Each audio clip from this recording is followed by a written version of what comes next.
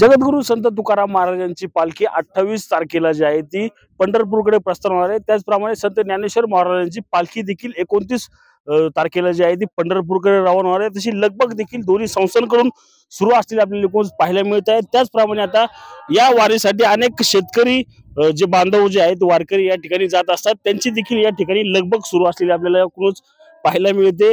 आपण पाहिलं तर वारीच्या आधी पाऊस जो आहे तो चांगला झाल्यामुळे या ठिकाणी आता पेरणीची जी लगबग जी आहे ती शेतकऱ्यांची सुरू असलेली आपल्याला एकूण पाहायला मिळत आहे। पांडुरंगाच्या जीवावर जे आहे ते हे रोपट हे बीज लावून जे आहे तर हे सर्व शेतकरी जे आहेत ते आता लवकरच वारीच्या दिशेने निघतील। त्याचप्रमाणे आपण पाहिलं तर हवेली कृषी विभाग असेल किंवा मावळ कृषी विभाग असेल ते देखील या शेतकऱ्यांच्या मदतीला धावून आलेलं आपल्याला एकूण पाहायला मिळत आहे। रणजित जाधव, TV9 मराठी, देहू, पुणे।